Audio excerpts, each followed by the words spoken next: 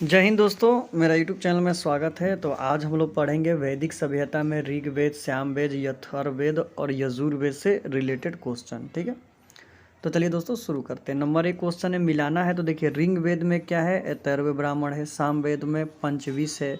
अथर्ववेद में गोपद है और यजुर्वेद में शतपथ है। ठीक है, ये मिलान करना था। ठीक है, सबसे पुराना वेद दोस्तों ऋग्वेद है।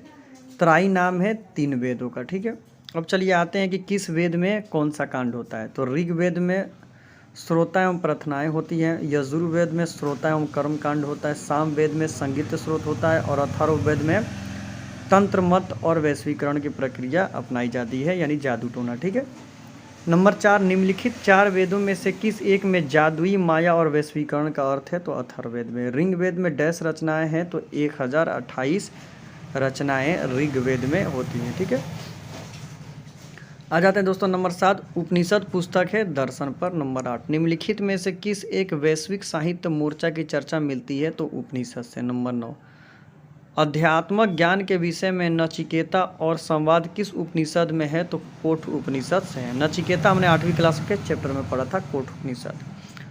नंबर 10, नचिकेता आख्यान का उल्लेखन किसमें है? तो कठु उपनिषद से है। नंबर 11, वैदिक नदी यानी आस्किनी की पहचान निम्नलिखित नदियों में से किस एक के साथ हुई है? तो चेनाब नदी से। नंबर 12, ऋग्वेद में निम्नलिखित में किन नदियों का उल्लेख अफगानिस्तान के साथ आर्यों के संबंध में मिलता है? तो कुंभा और क्रम्बू नदी का उल्लेख।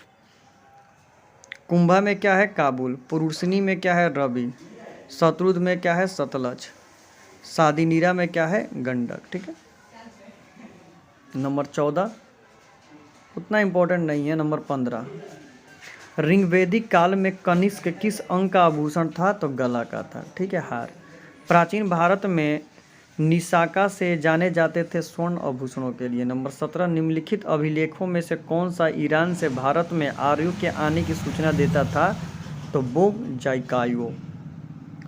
अब आ जाते हैं दोस्तों नंबर 18 में, जिस ग्रंथ में पुरुष मेद का उल्लेख हुआ है वो कौन है? शतपथ ब्राह्मण ग्रंथ। नंबर 19, उत्तर वैदिक काल में निम्नलिखित में से किनको कार्य संस्कृति का धूर समझा जाता है? तो अंग और मगध को। नंबर 20, गोत्र शब्द का प्रयोग सर्वप्रथम हुआ था? तो ऋग्वेद में। नंबर 21, पूर्व वैदिक आर्यों का प्रमुखता कौन था? तो प्राकृतिक पूजा और यज्ञ।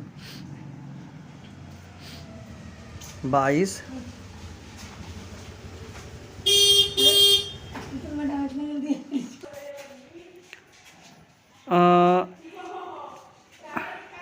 अब यहाँ से आ जाते हैं दोस्तों हम लोग नंबर 22 से।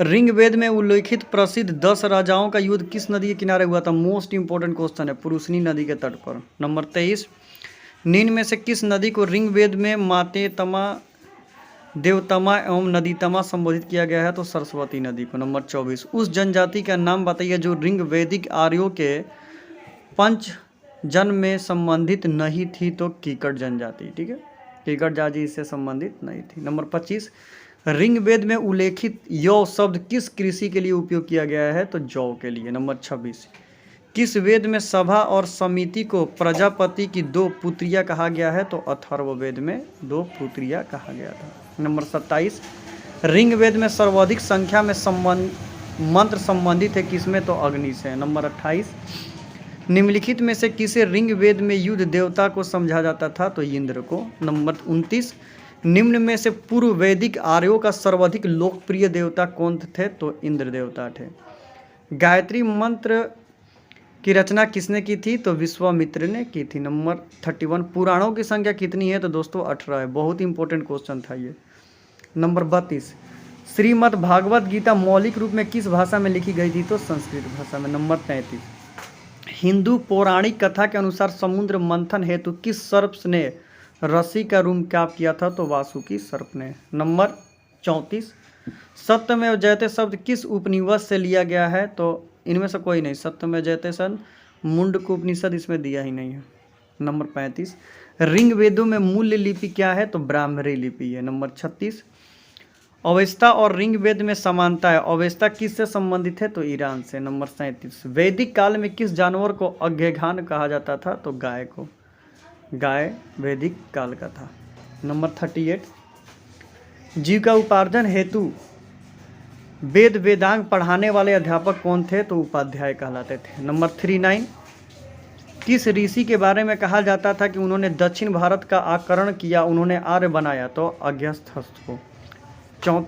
40, निम्नलिखित में से वैदिक साहित्य का सही क्रम कौन है? तो वैदिक साहित्य ब्राह्मण, अरण्य और उपनिषद, ये सही क्रम है। ठीक है, अब आ जाते हैं दोस्तों नंबर 41 पर। निम्नलिखित वैदिक देवताओं में किसे उनका पुरोहित माना जाता था? तो बृहस्पति को। नंबर 42, निम्नलिखित में कौन प्रार्थना त्रय में सम्मिलित नहीं है? तो भगवत। नंबर 43, किस वैदिक ग्रंथ में वर्ण शब्द का सर्वप्रथम उल्लेख किया गया है? तो ऋग्वेद में किया गया है।